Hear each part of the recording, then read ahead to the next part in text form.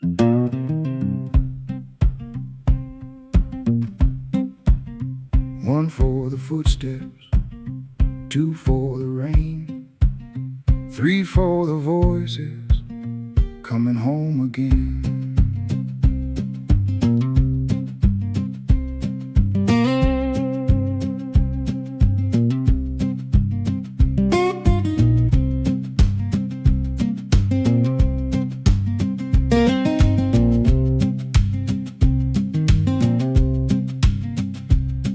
The porch light came on at 9:15, painting a gold square across the county line. Old Mr. Carter crossed the gravel slope, carrying a toolbox from the house below.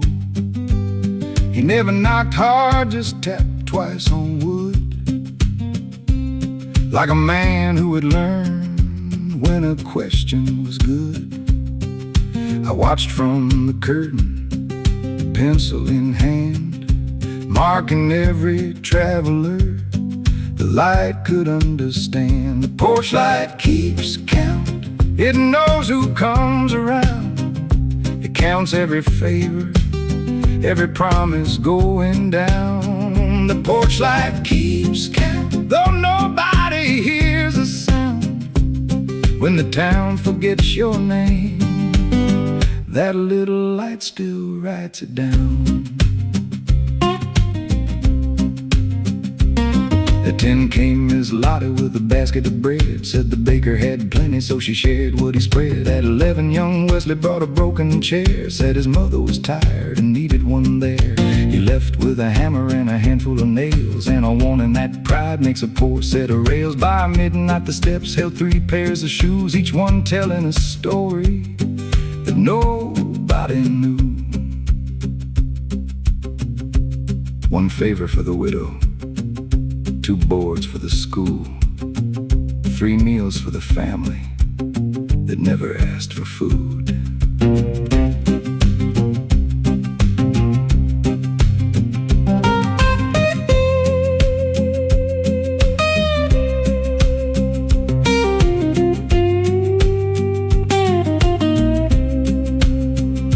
I used to think counting meant guarding your door, keeping what you had and demanding some more. But the light showed me something the daylight concealed. A town is not measured by what people yield, it grows in the spaces where strangers sit down.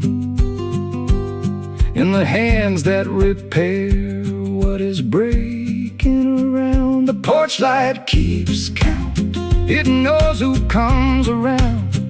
It counts every favor, every promise going down. The porch light keeps count, though nobody hears the sound. When the town forgets your name, that little light still writes it down.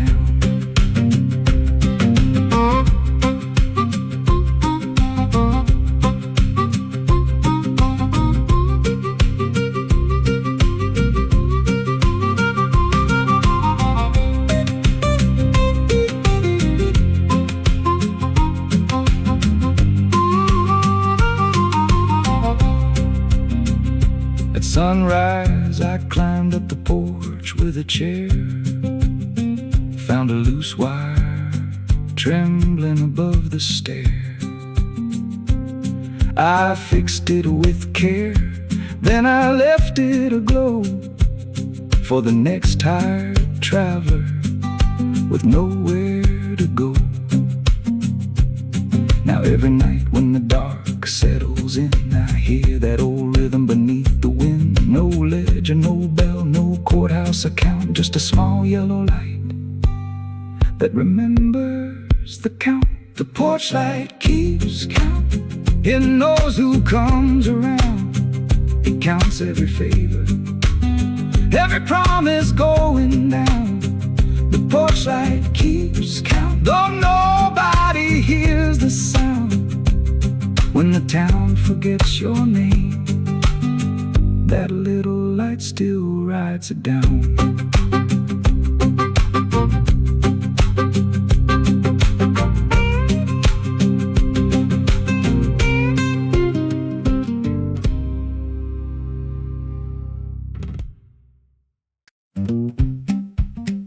one board leaning, two boards straight, three nails missing from the garden gate.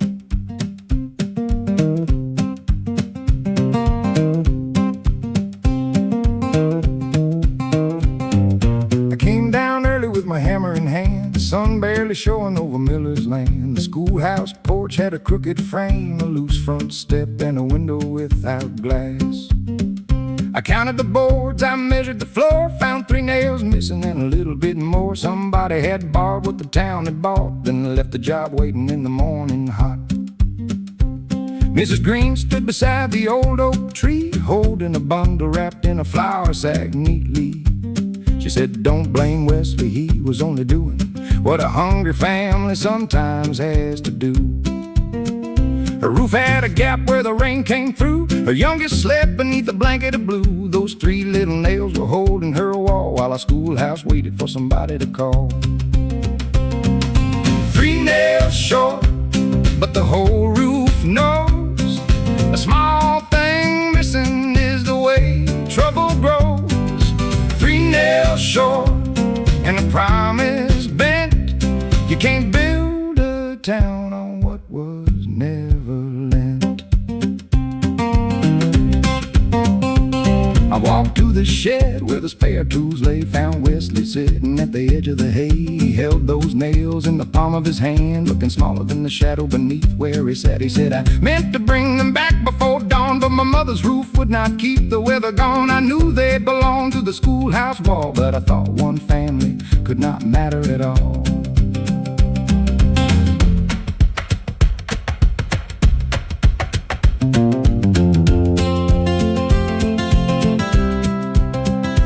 Told him a town is not timber and stone, it's the way we decide what we call our own. If the roof is leaking, we mend it together. If the work is unfinished, we face the bad weather. Then I opened the toolbox and gave him a square. Said, "Bring back the nails when the roof is repaired." Three nails short, but the whole roof knows. A small thing missing is the way trouble grows. Three nails short and a promise bent. You can't build a town on what was never lent.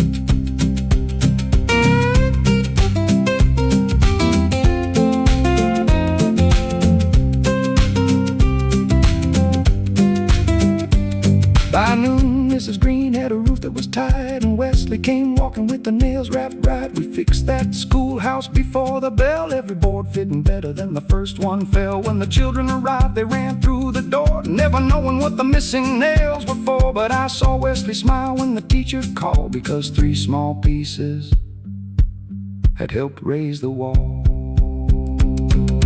Three nails short, but the whole roof knows. A small thing missing is the way trouble grows. Three nails short and a promise bent. You can't build a town on what was never lent.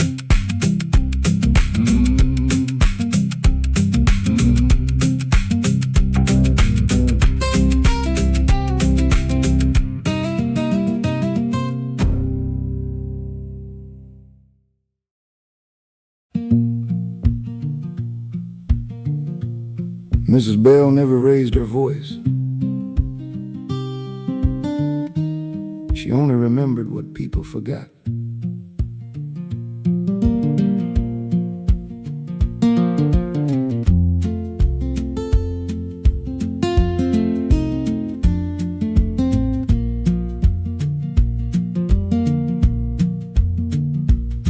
Mrs. Bell lived where the red steps turned, with a kettle on low and a porch light burned. She knew who was sick by the way they walked, who needed a meal by the way they talked. No papers stacked in a cabinet drawer, no names carved deep in a courthouse door. She kept every promise beneath her tongue and remembered the favors before they were done. Mrs. Bell don't count what a kindness costs. She knows what is found by the things that are lost.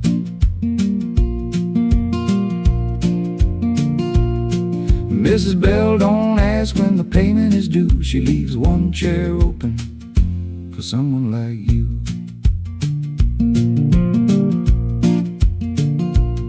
Old Henry came by with a wheel gone loose, said the wagon was tired and the horse was confused. She handed him grease and a length of twine, then pointed him down to the shed behind. He said, I'll return it when harvest is through. She said, bring back yourself, that will do. He laughed at the answer but lowered his eyes, for he knew some truths wear a plain disguise.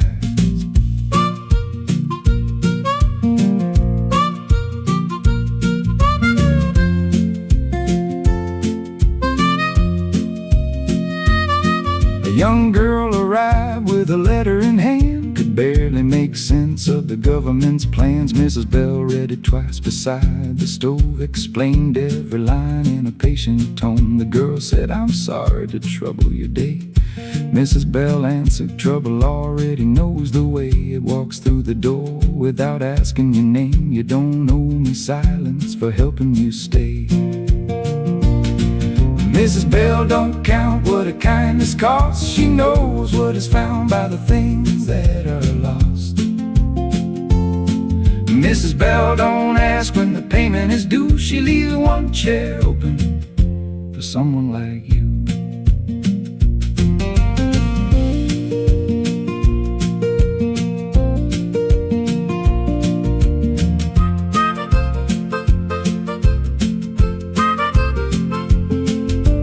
One winter morning a chimney went cold, the roof lead and water, the floorboards grew old. The town came together before she could call each person, remembering a different small thing at all. Henry brought timber, the girl brought a key, the baker brought supper and stayed for tea. Mrs. Bell stood laughing beneath the patched sky, saying, I knew you were listening, though none of you tried. Years later I found her old wooden chair, still facing the road, still waiting there. I asked what she taught us, expecting a phrase. She said people reveal themselves in ordinary days.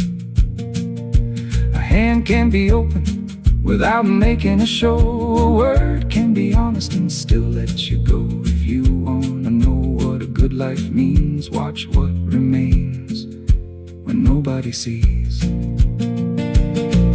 Mrs. Bell don't count what a kindness costs. She knows what is found by the things that are lost.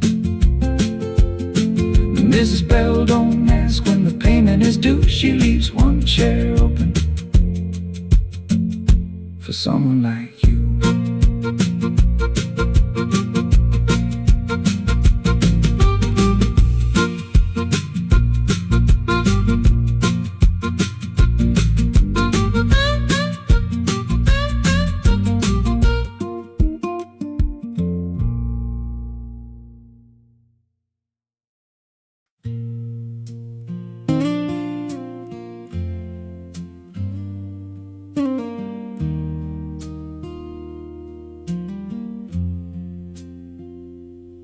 There was a suit by the window, pressed and clean, dark as the space between the floorboard seams. Its shoulders held a shape from another year. Its pockets carried dust and a little fear. I saw it every morning when the daylight came, hanging like a question without a name. The man who owned it polished his shoes each day, then sat by the window and watched time walk away. He had bought it for a job at the county hall, but the letter never came and the job never called. Still he kept the collar folded just right. Still he brushed the fabric every Saturday night. His neighbor said, wear it to Sunday prayer. He said, a suit like that belongs somewhere, but somewhere kept moving beyond his view, and the window kept reflecting the same old blue. Then a young man came with a folded page, a bus ticket tucked inside like a promise of change. He had one clean shirt and a suitcase too small, and a dream that looked nervous against the wall. The suit by the window was waiting for a name, waiting for a shoulder brave enough to take the frame. The suit by the window had carried years of dust, but cloth can find its purpose when a person finds their trust.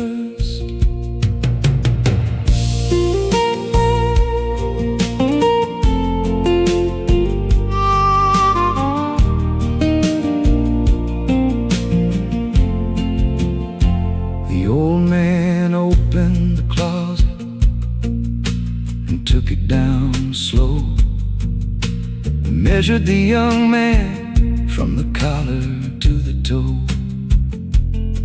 The sleeves were too long, but the hands would grow. The trousers needed stitching at the hem below. He found a needle, found a thread of gray, and worked through the afternoon without a word to say. When the young man asked, "Why give this to me?" he answered, "It was waiting to become what you need."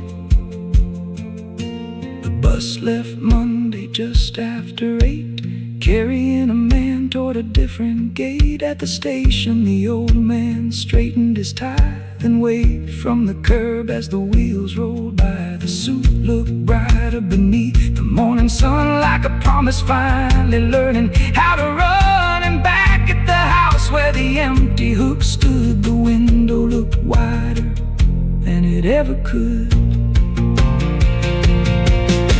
The suit by the window was waiting for a name, waiting for a shoulder brave enough to take the frame. The suit by the window had carried years of dust, but cloth can find its purpose when a person finds their trust. Now the old man wears work clothes, faded and plain, cut small pieces of wood when it starts to rain. He says the best things are not meant to stay.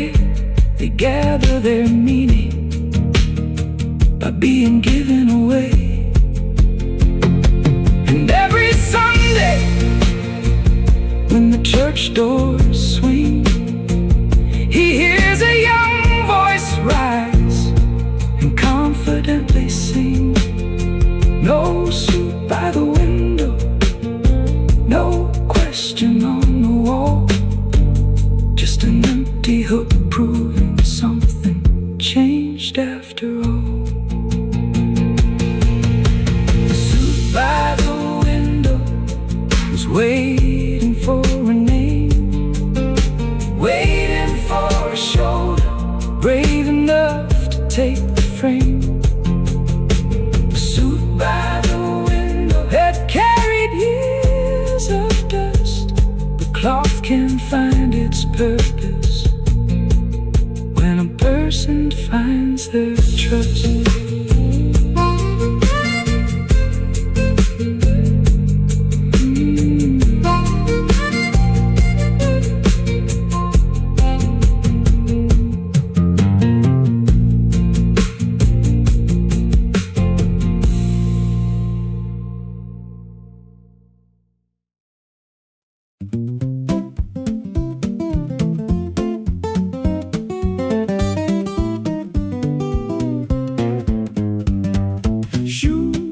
Saturday. One size too wide, cotton in the toes and courage inside.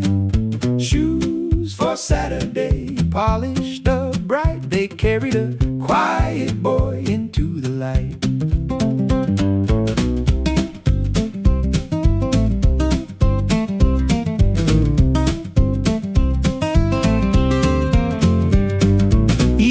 Practiced by the kitchen door, tapping out rhythms on the warm pine floor. He knew every measure the teacher could play, but his old shoes opened at the sides that day. His mother tied string where the leather gave way, then turned her face so he would not see what she'd say.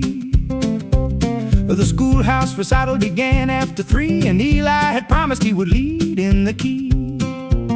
He could keep good time, he could play it clean, but a broken pair of shoes can make a doorway mean. Mr. Owen heard the tap, and next door found a brown pair waiting beneath his wardrobe drawer. They belonged to my brother when we both were young. They have heard more music than they ever have sung. Eli tried them on, they slipped at the heel. He asked, can borrowed shoes make borrowed courage real?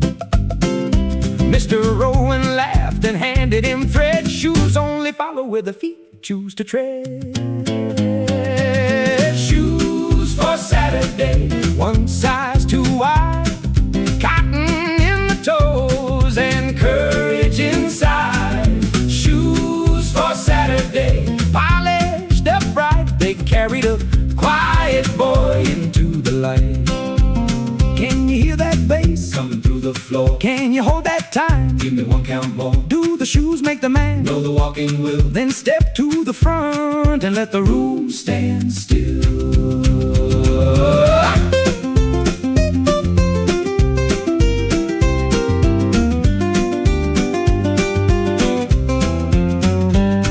The curtain pulled open at 4:15. Eli stood alone on the schoolhouse floor. The first note trembled, the second stood straight, the third found the rhythm that had taught him to wait. Soon every hand was keeping the beat, but Eli heard only the pulse beneath his feet.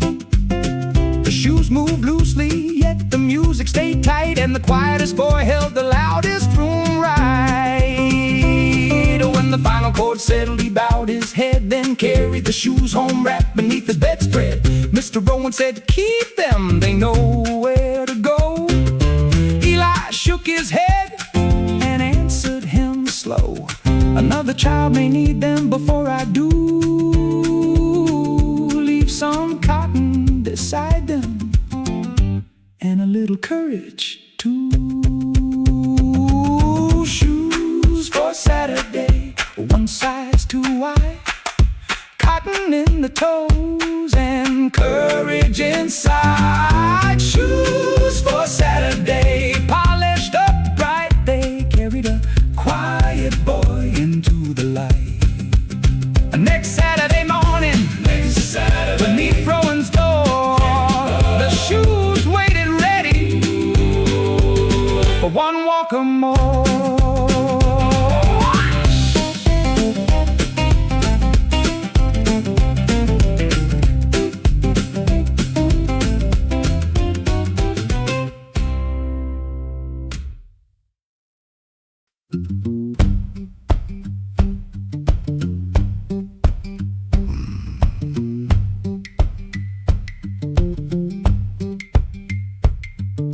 A wheel came in crooked, a handle came loose, a nickel touched the counter, and the bell told the truth.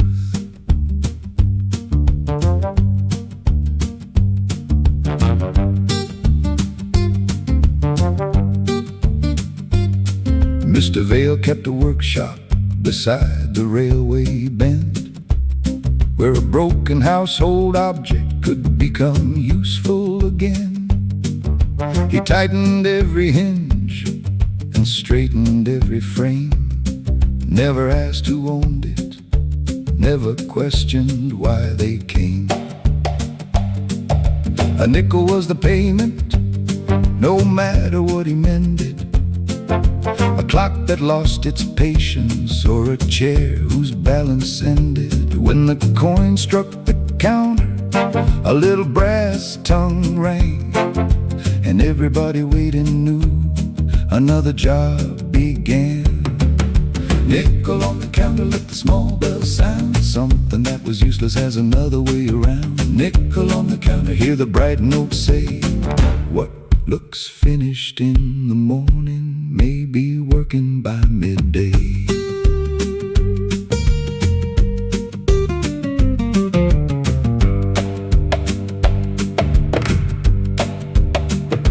Mrs. Avery brought a kettle with a handle burned away. A teacher brought a bookcase that had leaned for half a day. The barber brought his footstool, the baker brought a tray. Mr. Vale repaired them all before the light turned gray.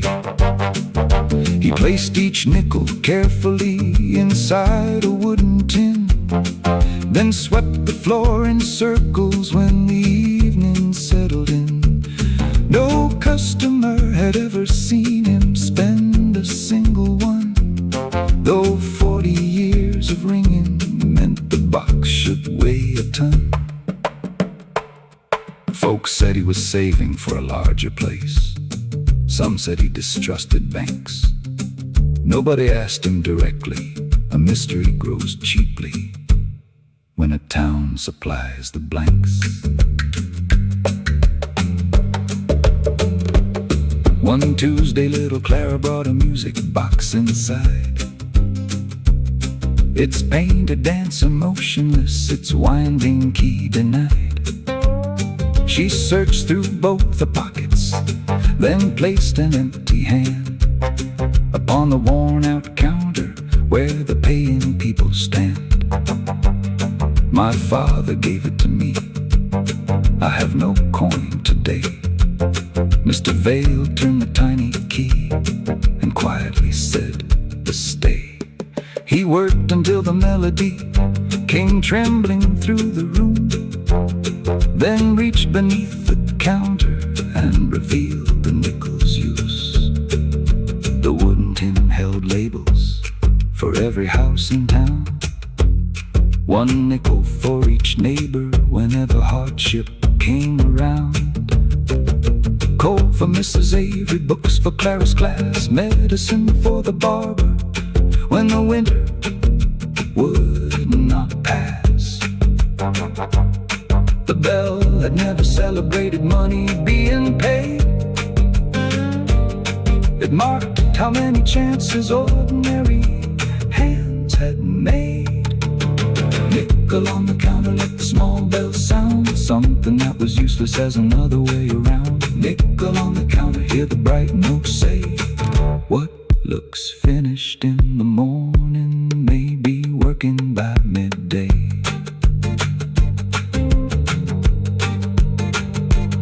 Clara placed no nickel there, but when the tune was clear, she rang the bell herself so everyone could hear. Mr. Vale closed the wooden tin and smiled across the floor. Some things return their value without becoming more. Nickel on the counter, let the small bell sound. Something that was useless has another way around. Nickel on the counter, hear the bright note say, what looks finished in the morning may be working by midday.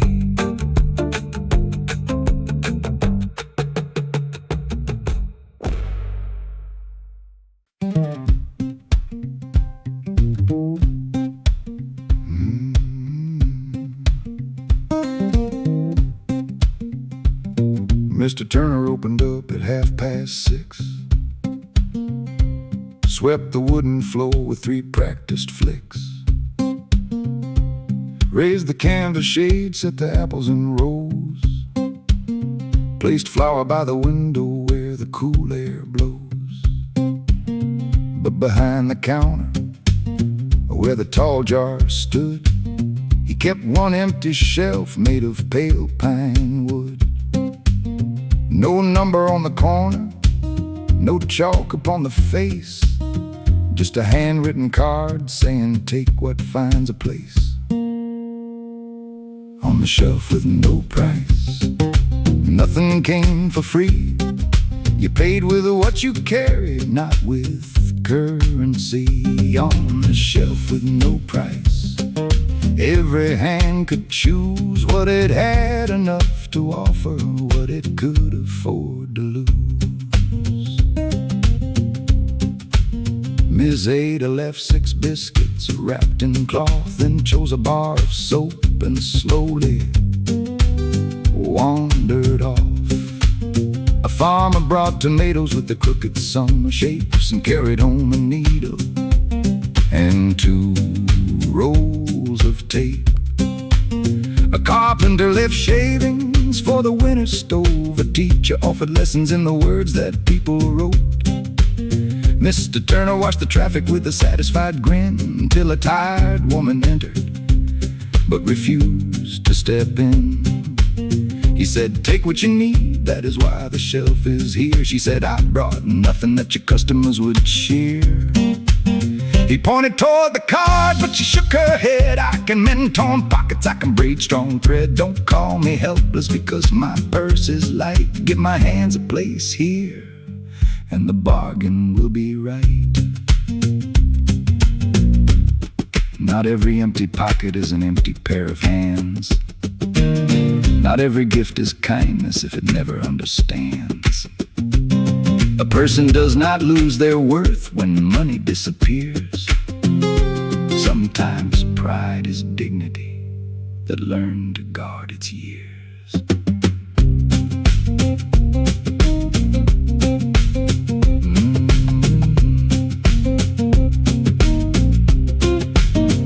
Mr. Turner cleared a table near the sacks of grain. The woman said her needle moving like a little train. By sundown, 7 jackets had their pockets stitched. 3 aprons had new fasteners. 2 collars had been fixed. She chose a jar of peaches and a bag of cornmeal too. Then pinned a card beside the shelf describing what she'd do. The next day other cards appeared in different hands. Roof work, letters written, music for your dance. On the shelf with no price, nothing came for free. You paid with what you carried, not with currency. On the shelf with no price, every hand could choose what it had enough to offer, what it could afford to lose. Now Mr. Turner closes at 8:15, but leaves the shelf uncovered for the person running late. It holds no debts or favors and records, no family name. It only makes a meeting place where different skills can trade. Above it hangs a second card, plain enough to see. Need does not define you, and neither does charity. On the shelf with no price, nothing came for free. You paid with what you carried, not with currency. On the shelf with no price, every hand could choose what it had enough to offer, what it could afford to lose.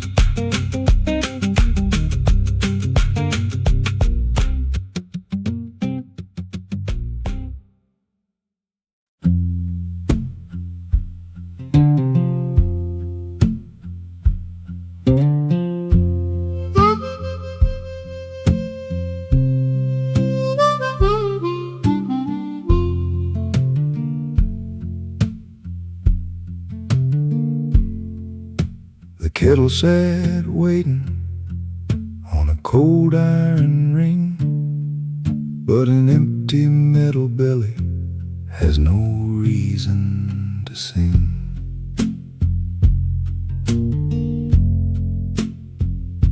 The well behind the Carter house had given up in June. The bucket struck the bottom every dry afternoon.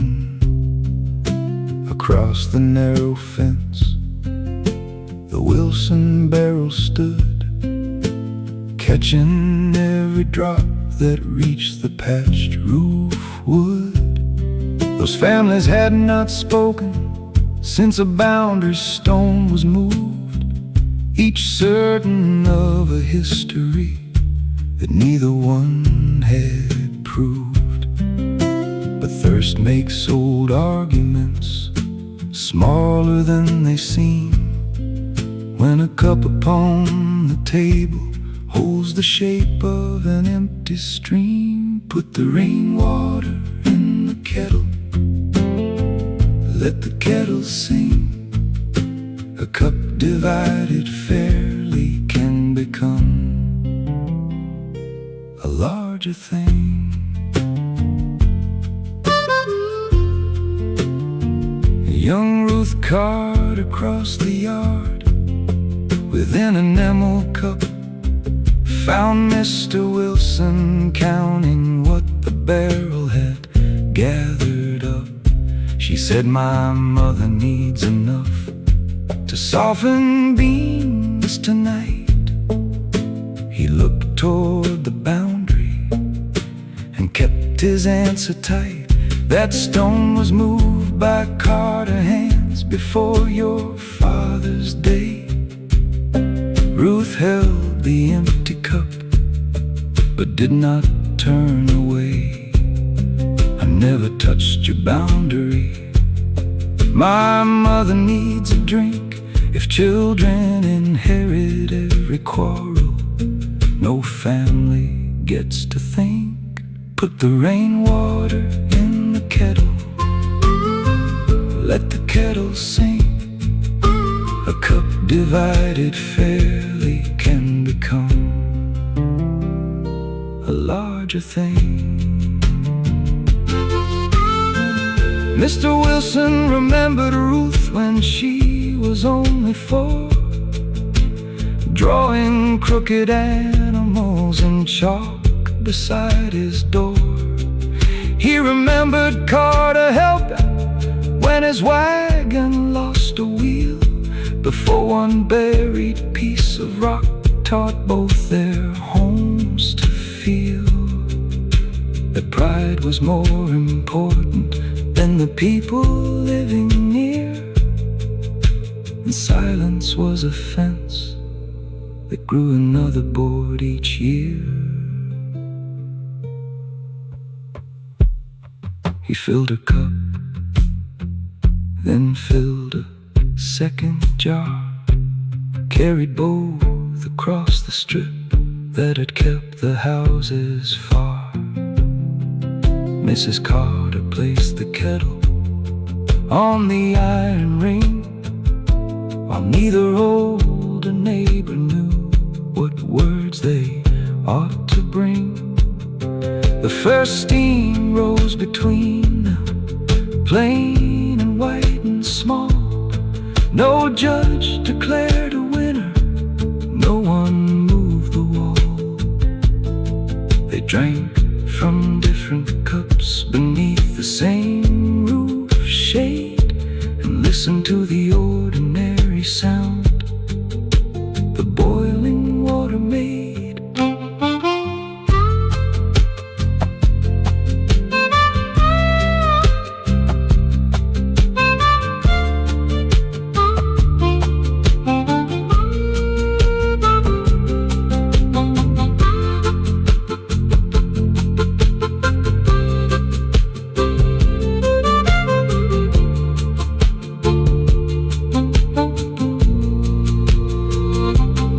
Evening brought a narrow line of clouds above the field. Both families set their buckets where the roof could make them fill.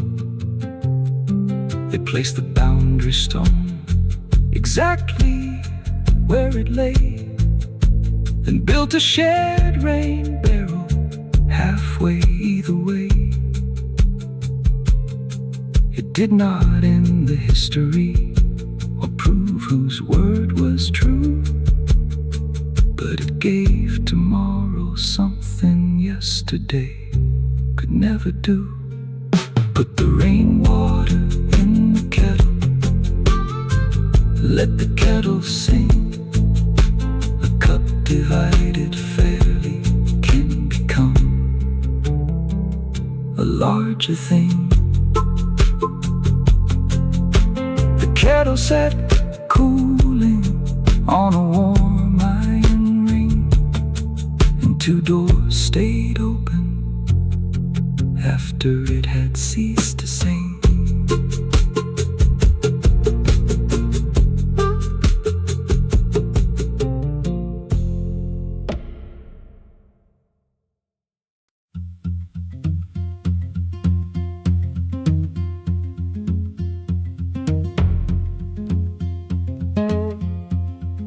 I asked the stone, how long must a promise last? The guitar answered once, then rode me toward the past.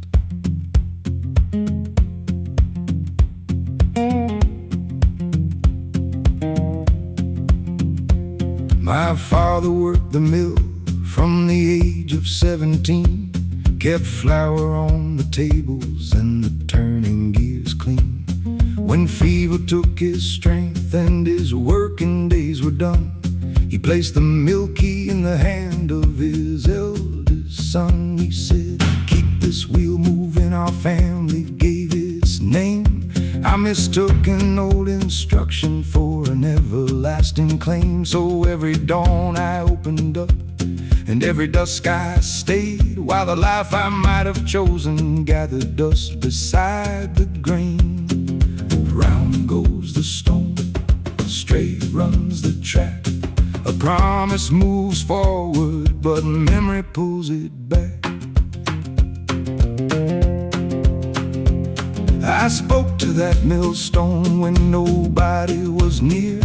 Did my father choose this burden or inherit it through fear? Did he love the turning circle? Did he dream beyond the door? Was the key a gift of trust or just a weight he could not store? The stone gave no language, but its rhythm shook the floor. Same path every morning, same return once more. Then I heard within that pattern what I had refused to know. A wheel can keep on turning without deciding where to go. The millstone answered back without a single word. Honor what they gave you, not every rule you heard. The millstone answered back as the old wheel crossed its track. You can carry where you came from without carrying it back. My daughter brought a notebook filled with buildings she had drawn. Bridges made of timber, windows opening toward dawn. She said, I want to study where they teach those lines to stand, but I know the mill will need another pair of hands. I saw my father's key reflected in her eyes, ready to become another duty in disguise. I closed her fingers gently, but left the key with me. No child should call a doorway what another calls a key.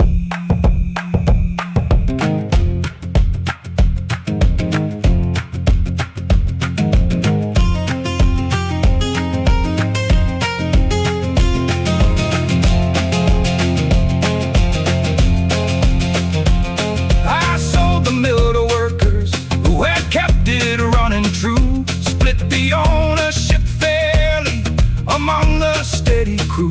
They kept the stone in motion, changed the hours and changed the pay, while I repaired old houses 3 small towns away. My daughter took her notebook where the railway crossed the plain and sent back careful drawings of a roof designed for rain. The millstone answered back without a single word. Honor what they gave you, not every rule you heard. The millstone answered back as the old wheel crossed its track. You can carry where you came from without carrying it back.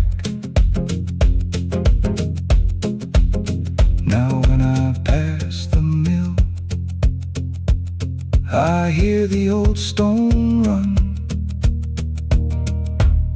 It sounds less like a sentence and more like work well done.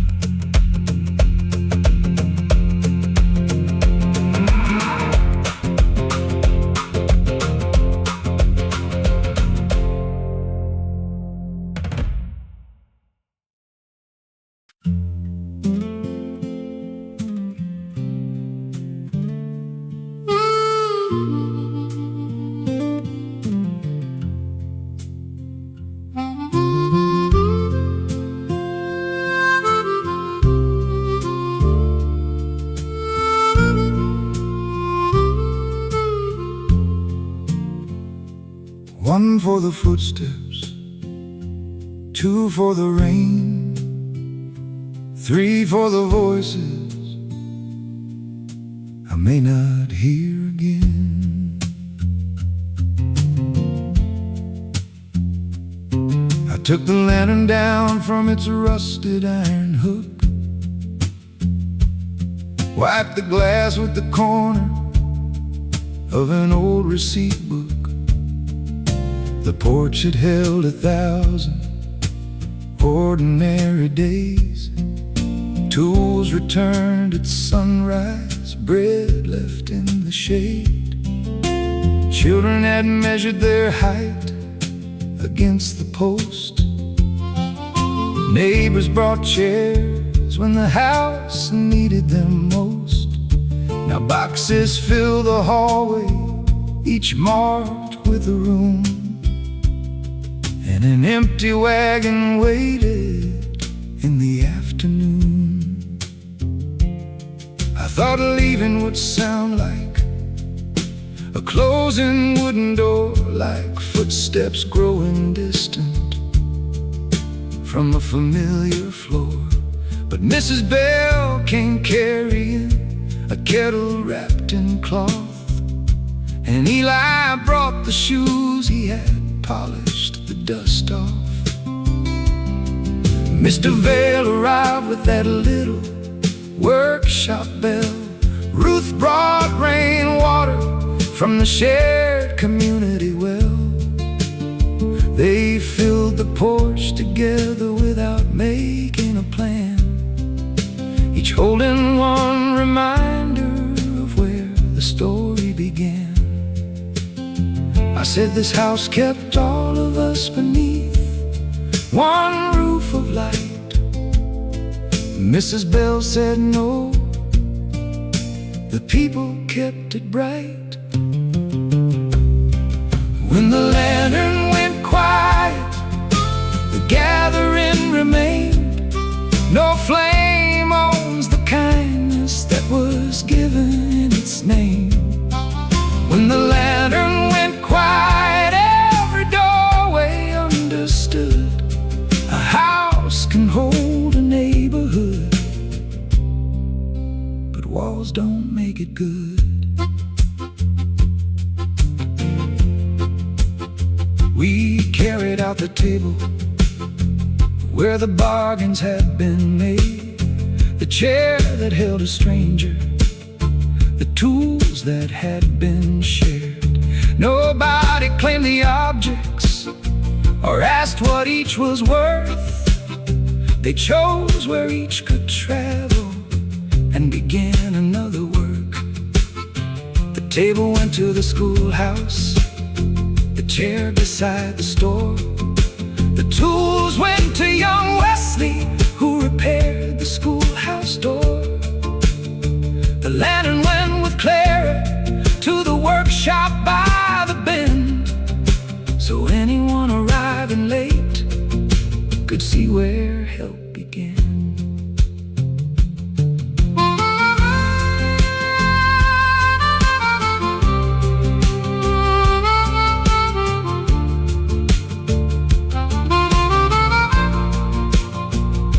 At sundown I stood facing the road beyond the gate, certain I had waited one season too late. Then every porch along the lane came glowing into Small squares of patient color, some golden, some pale blue. No signal had been ordered, no speech had told them when. One light became another, then another light again. When the lantern went quiet, the gathering remained. No flame owns the kindness that was given in its name. When the lantern went quiet, every doorway understood. A house can hold a neighborhood, but walls don't make it good. I climbed into the wagon as the first stars appeared, not carrying the building, but the lessons gathered here. Behind me stood the people, ahead an unknown town. I knew what I would look for when the evening settled down. A porch with room for one more chair, a hook beside the door, a place where simple favors could become a little more. One for the footsteps, two for the rain, three for the voices that will gather once again.